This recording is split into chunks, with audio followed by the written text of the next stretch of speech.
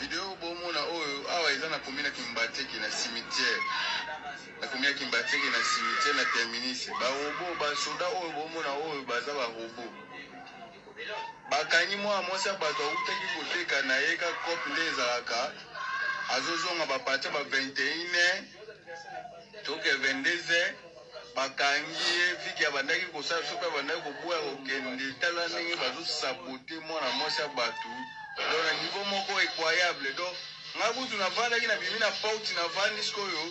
Donc na omona sabotage ya niveau do voir même na kam na kofi ko kanga motema te yango mona ya zoki ma photo ngo ya kubanga.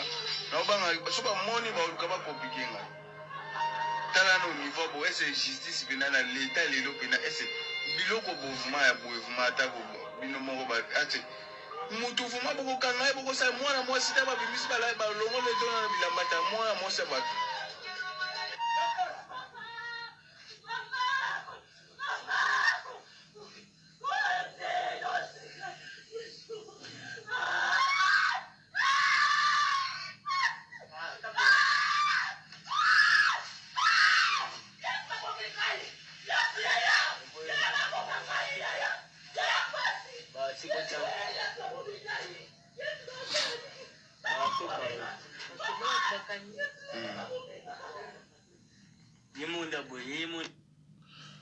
bandeko gouvernement oyo ya Tshisekedi ya baluba ekosisa bato mayele okoya kotia batu ozo kokonome batu ba travailler na bango te banda babotama bauti na bango ba village baleki so ba Zambie soki Afrique du Sud baye poto baye pekini te bana moko nomé bango ba ministre intérieur ba ministre na boye tout ça dans la conséquence.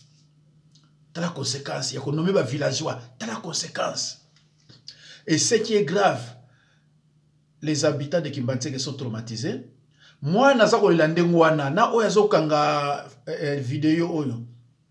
Bako bandako ganga te benga batu ba bima so ba bomi mwana wana. En plus, moi si qui est désarmé, ça n'a rien. Kotan est nécessaire. Hein? Ba policier baza étiqueté, ba soldat baza étiqueté. D'autres bazuika ba pisika mudu kende. Amudu tanga komi on a la teni, a komi ne pe voyou. Ah ba ndeko za mawa. Eh mawa. Donc ce qui peut-être dans le na pototé au couple ba comme belete. Mais awa policier soit salinde ngwana. D'abord a longwe aza sous policier te ba condamner be baramoko. Mais talent ba RDC. Toujours là que ça va image mais ministre de l'intérieur aye birien. Est-ce que ba ronde ezalaka na ba commune wana? Na butu ba soda fa la ronde. Est-ce que ba salaka yango? Ba jipe ko pesa ba policier, ba jipe ba zo pesa na ba député o ba zo sala rien. Nzambe pesa biso makasi ko un jour ko bengana Chilombo na batu na yi tuwana pour peuple akuma ko vivre. Mais boy moi été moi na moi c'est en plus pour kangiye vous torturer azana mundu kité azana rien. En tout cas ça fédéralisme et le côté parce que tous la mentalité mon côté biso de 60 à 65 biloko to mona yango te. Tu es comme on va partir à 66. Tango mboka ezwama ki susu par un voyou. Après cet exemple, il y a un bon bateau, il y a un pendre bateau. Et c'est à ce moment-là que tu as ah, mais si on a bateau, tu as un côté. Il y a un fédéralisme. Parce que la mentalité a beaucoup évolué. Beaucoup de gens barbare, beaucoup évolué. Donc, à ce moment, il y a une valeur à être imité. Donc, à quoi bon maïe, personne n'a rien. Mais comment tu peux vivre dans un bateau? Comment tu peux vivre dans un bateau? Moi, personnellement, je suis un bateau. Je suis un bateau. Ah, les amis, de 60 à 65, tu as au monde de toute façon, un soldat na cité. Tout le monde a soldat na cité. Tout le monde a PEM. Oh, bazo tala so ba mon soldat na cité. Oh, biso mona ba bwana. Après tu commune le 24 1965 ali makambo changer ba ko pendre batou ko boma ba être humain makambo biso monaka te ko boma na kimo yiba ndambo sikoyo nani aya na makambo wana na mboka oya biso oya ya na unani sikoyo apeti bato babotami na 80 90 bayebi histoire te ata moke etango bango bazoya balobi ya na ntango mobutu tozwaki boye te ayebi histoire te il faut kozwa président moko basali balivre bahistoire bayeba qui était Lumumba, qui était Mobutu, qui était Tshisekedi, bauta wapi. Bisoto to ina Kisasa, to kona ba 67 68, on a cru que Batouana bazo yana Kisasa, ba vacances mo bazonga pa na bango. Nzoko ba libela. Tout ça mentalité ta mon côté, to ba msuba so to tala mutandika zo raisonner, oui mais na mutu wa bato eloni yala. Na mutu wa bato eloni vraiment zali. Tant que ce là, ba oncle ba na ko zula batu basi na village. Ba ye ba pesi moi si. Oyo boye bana kité. Après certain temps na amour on ba transformer en amour penza ya solo. Nige biso ba kongo toza victime ya mariage moko oyo c'est impossible na ko transformer en mariage d'amour. Nous avons tout fait pour transformer ces mariages en mariage d'amour, mais c'est pratiquement impossible. Tout le monde a oncle bakon sur la bateau basi na mboka, aina mwasi, baye banité, mais on a un certain temps mariage on comme mariage d'amour, peut-être amour, mais oya biso. Ah mec. Mundela qui a raison hein, ya ko benga bateau barbare. Mais comment vraiment être humain a outine koteka tant que vous avez ban na emi balé parler sabango, vous l'arrêtez parce que vous n'êtes pas payé. Makaba un paiement et banda quand mboka ebe banda quand mboka ebe banda 66 banda 66 tilelo ekende kaka muto asmona 70 ans abotami akuti azomona ne pas citer ayebité ke mboka ça ya ko kufra ndinga osakana te mona 70 ebina ya moté ça mawa vraiment ça mawa cause na bato aboye na armée kuna bazoko gagner te makasa on bana bana oyo ils a passé hein vraiment ils a passé hein ça fédéralisme quoi tu es peut-être sur ton sani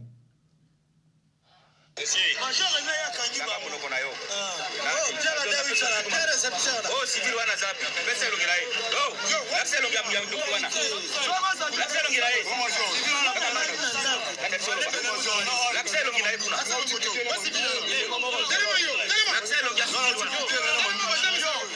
ilongela yawa papa oh lakse ilongela yawa kanga mwana mwasi wana bolo bilamba boyeba kitaisha tukanga bino lakse ilongela yawa papa 52 bandoki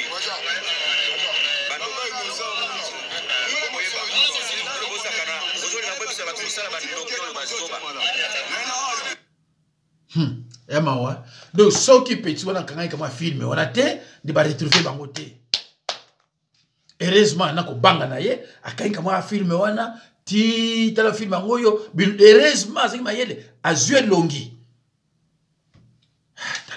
talamboka ba police on ba éduquer et le côté ba yebisa yete que yo police oza wana pour ko tshaka sécurité na peuple c'est-à-dire peuple soit un problème au kimi na pa na yo yambie o sécuriser ba pesa bango notion wana te ba ça ba vagabond nzambe o musuna mone ako yiba si wapi muluba akina kisasa ako yiba na yibite su pa na tiamo jama wa bandeko nyonso bazoyebisa bino pona bitumba na RDC oyo bazoyebisa bino nyonso za lukuta Goma eza encerclé na 6 km déjà na base pa koti avant-hier bazaki déjà na 6 km M23 ba encerclé Goma mobimba donc so bazoko FARDC salibo eza soni lukuta awa na mboka boyoka. Les FARDC abandonnent leur position à Niabibwe, près de l'aéroport de Kavumu, laissant ainsi libre accès aux rebelles du M23. Boyoki, Moutala Moussiko. Abo ni basoda ba Nyabibwe banashendea banakimbia wanasikia adui anachomoka Karoba. Sasa wanaenda jo vale wanaenda gari hii yakuwa kuwakamata hapa Nyabibwe. Inakuwa kuwakamata hapa Nyabibwe. Ona jo vale wanashendea. Na banzi boyoki ndambo wana. Eza mawa bandeko. C'est triste. Oyo ataba lobaka.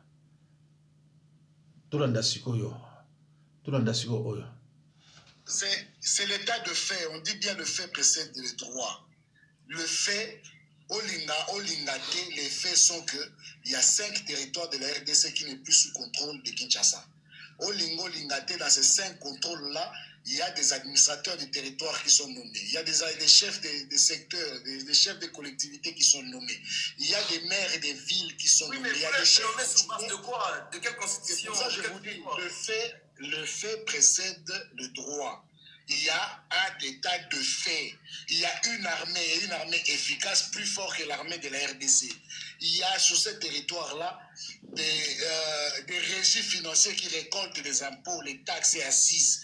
Il y a dans ce territoire-là les frontières avec des pays voisins qui sont contrôlés. Donc il y a un état de fait. Il y a un état de fait. Quand moi je parle, je ne veux que régulariser en fait la situation qui existe déjà. Pourquoi je vais régulariser la situation? Je vais bien être clair pour que les Congolais me comprennent. Il y a aujourd'hui l'AFC, nous, bon pas moi particulièrement, mais l'AFC qui a l'impérium de l'exécutif. Donc il y a des gens qui gèrent au quotidien ces territoires, qui sont de chez nous, donc de l'AFC. C'est un état de fait. Ils exercent ce qui est le pouvoir régalien de l'État, ce qui est destiné à l'État. Ils payent les fonctionnaires. D'ailleurs, pour le dire, les enseignants vers chez nous sont mieux payés et régulièrement que du côté du gouvernement. Donc, ils exercent de fait le pouvoir qui est régalien à l'État. Mais il n'est d'autorité de tous, on le sait, qui entretiennent des groupes armés. Je peux par exemple citer 2 ministres du gouvernement de Tshisekedi, Julien Paluku et Moïndo Zangi, qui ont des groupes armés sur le terrain.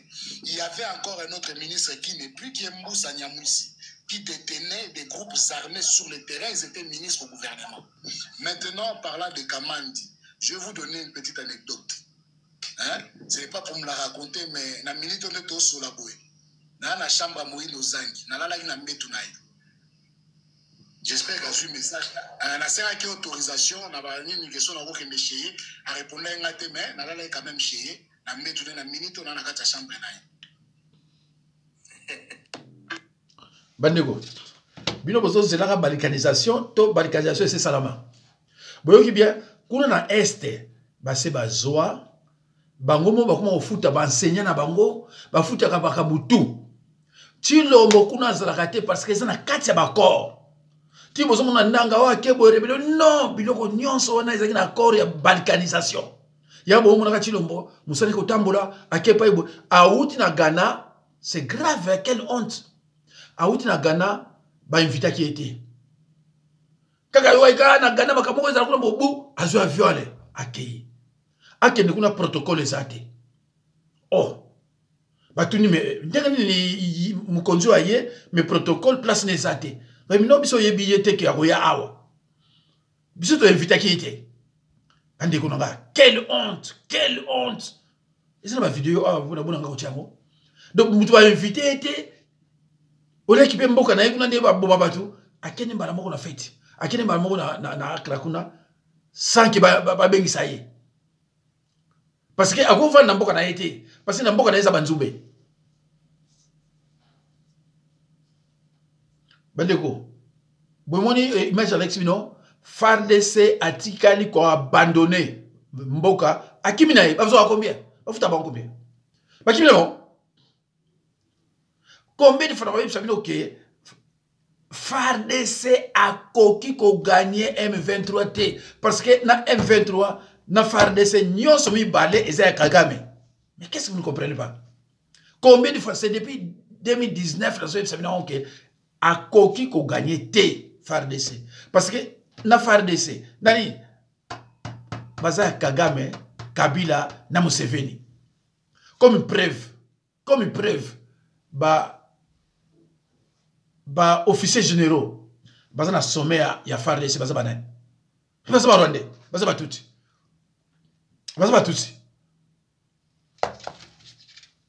ah man ndeko na ngai alors na base na otila bino chaku na base na otila bino chaku soko na mona ye voilà bandeko c'est grave hein attaque balobaka ministre obotia ya justice boyoka Mutamba membre de PPRD Fachi n'a pas mon niveau hein parce que azaka mto Kabila petit Mutamba oyo et puis Chilombo te mutando makiye Kabila mtasala kia bonome yanga et boyoka ndenga za ko traiter ti Fachi boyoka bino moko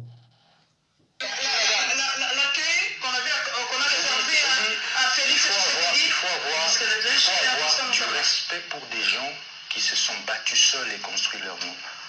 Vous connaissez mon père? Je me suis seul battu et j'ai bâti un nom constant Mutamba dans ce pays. J'ai construit mon GEC seul. Fachi n'a jamais construit de PES. Moi je ne suis pas héritier. Ni de nom, ni de parti. Encore moins de bien. Je me suis battu seul, madame. Il faut du respect pour ces gens. Fachi n'a pas mon niveau. Je suis désolé. Fachi n'a pas mon niveau. Je ne suis pas là pour pouvoir faire la politique politicienne des médiocres et des aventuriers, madame. Je sais ce que je fais. Fachi n'a pas mon niveau. L'arrivée de Félix Tshisekedi et de Vital Kamerhe, Constant Mutamba l'a dit et il assume. Pour lui, ce sont simplement des aventuriers. Moi, je ne fais que répéter ces mots. Et la réaction de Marie... Bandekbogi, Mutamba n'a pas perdu na côté Kabila. Alobi aza héritier et que Fachi n'a pas mon niveau. Au monde a quitté pour naie Fachi c'est un aventurier. Muluba et bayoka yango bakanga été. Mais ce qui est que kolo mususu ande peneba bomae na bomba vidéo oyo. Aza clair hein? Alobi Fachi n'a pas mon niveau. Eh, tu sais que bani. Biso ce que bani. Voilà. Abanzi biloko na nango toke oyo osuba le makamni. C'est l'armée congolaise tente sans succès depuis. Ah voilà. Donc L'armée congolaise tente sans succès depuis 2 ans de reconquérir les vastes pans de territoire occupés par la rébellion du M23. Les rebelles ne cessent de gagner du terrain. Après avoir atteint Sake, ils se rapprochent désormais de Goma. La capitale du Nord Kivu est quasiment coupée du reste du pays. Les prix de l'alimentaire ont explosé. Le lac Kivu reste la seule voie d'approvisionnement. Sur le terrain, la situation sécuritaire s'est dégradée sur plusieurs fronts dans les territoires de Rutshuru, Walikale et Lubero. Les rebelles du M23 ont pris le contrôle de plusieurs localités et se rapprochent des lignes de défense des forces armées congolaises. Le M23 continue d'avancer vers le nord, qui était une zone en plus qui n'était pas dans son précaré et menace effectivement Lubero, menace Butembo qui est la deuxième ville du Nord Kivu. Sur le terrain, pour le moment, l'armée congolaise ne fait que reculer. Elle n'a pas repris de localité sous contrôle M23. Elle n'a pas empêché la progression du M23. Hey Nzambe. Nyonso wana oteki mboka kapu na mbongo. Bango nyonso baza bavantirier boyoka siko oyo boyoka ye. J'aimerais bien qu'il y ait des autoroutes de l'est à l'ouest du pays, du nord au sud du pays. 2006. La ligne Kosala, Banzela ou ya autoroute ya Minene, aussi zéro ya c'est les boulevards Lumumba. On a caméra. Multiplié par 4, vous comprenez? Ya Kayari Lumumba, mena fi ekosuka na sakane omona malamu te. Merci. Notre vision, c'est de faire en sorte que dans chaque chef-lieu de province, chef-lieu de district, dans chaque ville, il y ait le courant électrique et l'eau potable. Donc, au makasi nyonso, donc aussi ça a kokoso la courant la capitale, mais dans chaque chef-lieu de province, mais chef-lieu de district nyonso, courant na mai ezala. Donc, ça la roba la Kisasa.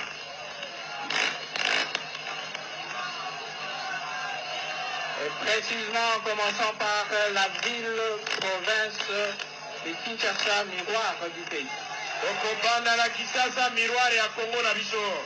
Maboko pour la Bakinois.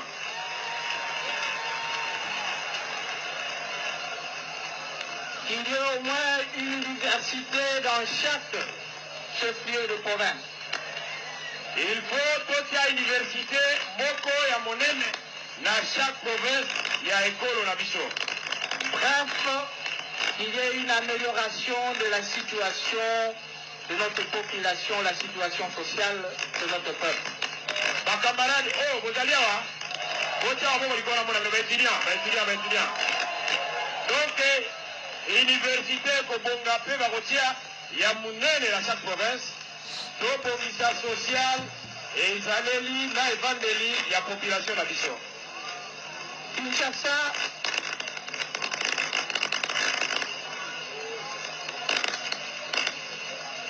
c'était le message du président de la République, le message du candidat du peuple.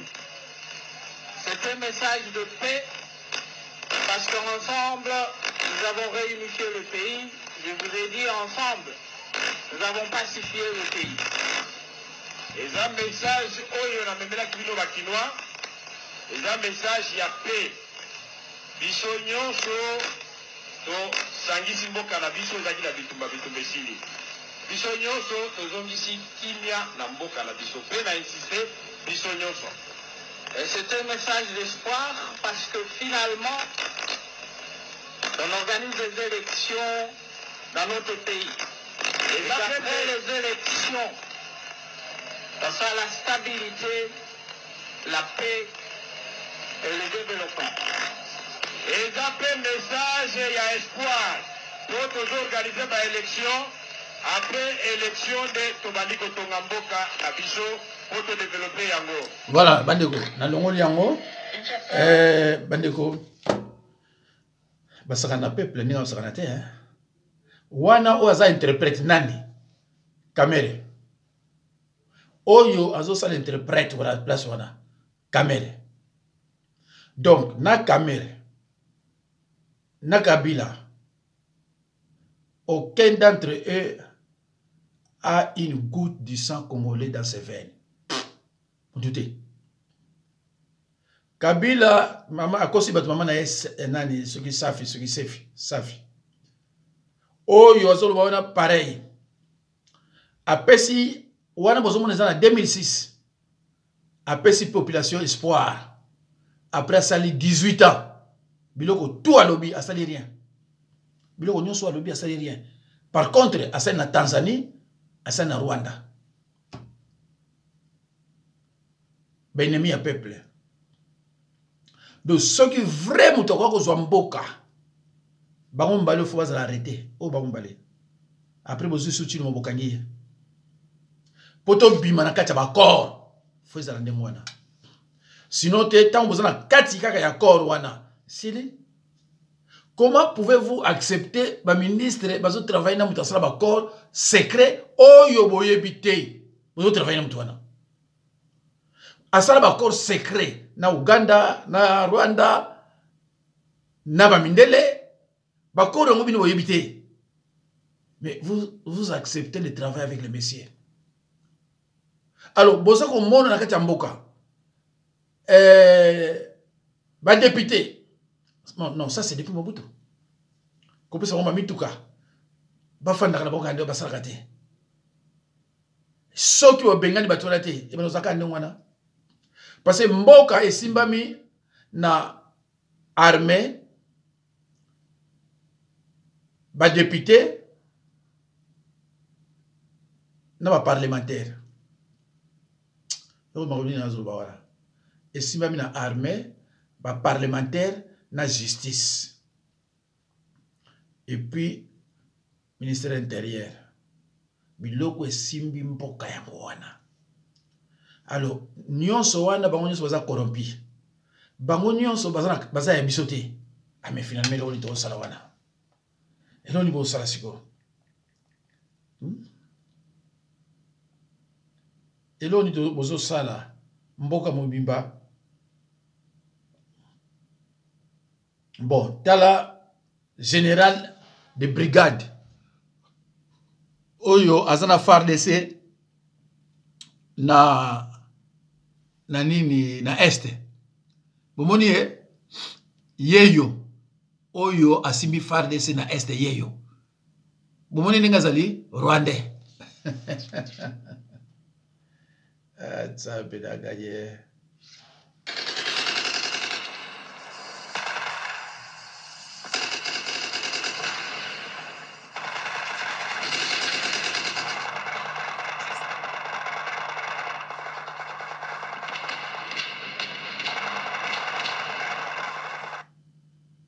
bomoni ndenge mboka ezali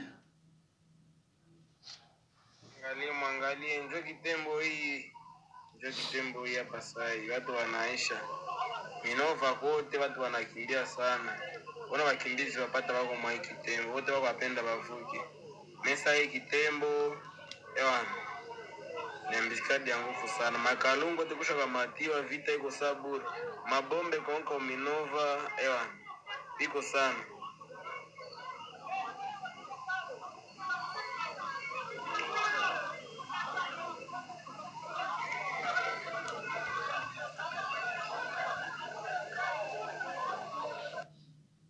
Bandeko pays neti RDC ezana ba boîte ya kala ba boîte o existe la société na RDC ezako exister alors ba caméra bazo ba 50 millions ba boîte wala ba mabaye on est là combien ba bateau les sozo ko la chanika sur ba bateau bosoma ka monter mais ba bateau bosoma ngo boni na mambo ba caméra ba yibi na mambo ka zali ba yibi na mambo ba chindo mona mama na ina na ba sine ba soko yiba. Ce qui pouvoir les gens na ba Congo te et le ko etira ko sama yate so moni Congo belge ezalaka maintenu parce que ba belge na ba Congo ba sangisa mayele ya wana Congo belge yaka efanda de 60 à 65 jamais ko moni ekolo mususu omona bambala baumbu basuku bayanzi ba Congo ba Zombo ba Sansala esili donc mentalité nyonso bato wana on dirait ça qui a peu près ndenge moko na ba Brazzaville bazaki na kini donc on se sentir que c'est beaucoup de 20 heures na ba bis au moins de 4 personnes 5 personnes ba bis c'est seulement 4 personnes 5 personnes na esili parce que tous les mineurs bazana bandako et bana ba âge na biso na ba erona tozana bandako to vana ba mesa to tanga. Mais les loyaux, soko kena Kinshasa, aux hommes de génération, ils sont datés, mais au rôle de la to quoi? Parce que exode moko salama batwati bamboka na bango salité, ba zui salité na bango, ba ko tchana na RDC, pardon, ba ko tchana na Kini, ils trouvent cela normal? Parce que mon normal. Biso ba piodio yo suki ba Thompson te ba Thompson te o ko lia suki ba matembele te ba biloko na te ngana kenda ko somba mapa mère asaka erreur apesa nga mbongo ayeba atalaka te nzo ezaka 5 francs tauna kena pesika wana bo batata na Kongo suki mundi upaka nginga ozumbongo wapi nga mama mutapesa akanya na boko tinanda quoi parce que lipa ezalaki ba 50 centimes ou ba 45 centimes mais si on a 5 francs mais papa na kamwe on a na 1 franc to na 50 centimes ngaki na 5 francs akanya tinanda akanyi boutique tinanda Pas qu'ils nous vérifient ce qui n'a pas bon. À cette époque-là, un franc congolais, 2 $. Un franc congolais, 2 $. Lelo tra olobi me bato yo ba wuti wapi o ba ko sangana biso. Hein? Ba wuti wapi o ba ko sangana biso.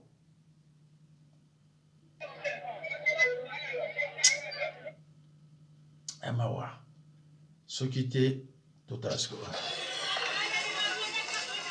Ah, mboke koma kaka boye.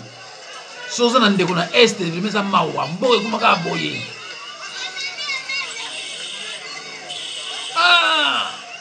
Bakola la wapi bakolia nini bayipa bazo kendete bazo leka bandaku bazo kima na bana. C'est terrible. Acha fona tizo kwa picha.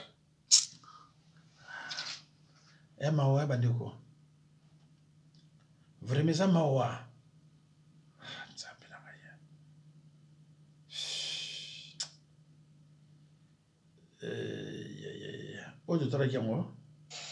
Voilà bandeko nazali awa na boulevard zela oyo ezomema biso na magasin na arrêt Guado banto oyo bayebi GB très bien et place oyo zozwa po okoma côté ya mosquée vers diplomate ba indien ba se donner les leaks ya kolungula barai po batonga. Yango ngai nazali ko interpeller ministre de la justice de façon que achaka na likambo oyo asilisa makambo oyo po biso ba congolais to ko se mobiliser de façon que batonga place oyo te. Cher ministre de la justice, monsieur le ministre du plan, veuillez intervenir sinon il y aura mort d'homme sur cet endroit. On ne peut jamais tolérer. Botala combien d'embouteillages ezali awa na Kinshasa. Or que l'unique solution pour la concilier embouteillage na Kinshasa ezali nde train. Mais botala ba ray yango yo bazolungula yango de façon que batonga tozo kende wapi. Est-ce que congolais akoki ko comme na Inde asale biloko boye? Monsieur le ministre de la justice, le dossier est entre vos mains. Si vous ne réagissez pas, nous les Congolais nous allons nous prendre en charge pour mettre fin à cette histoire. Mawa bandeko mawa na côté Matadi ba ndie ba longoli barai. Na Kinshasa na Mbinza ba ndie ba solongola barai librement comme s'ils étaient chez eux. Yazo Ganga ministre ya justice alors que le ministre ya intérieur. Ah bandeko mawa. Bon. Tout à l'heure.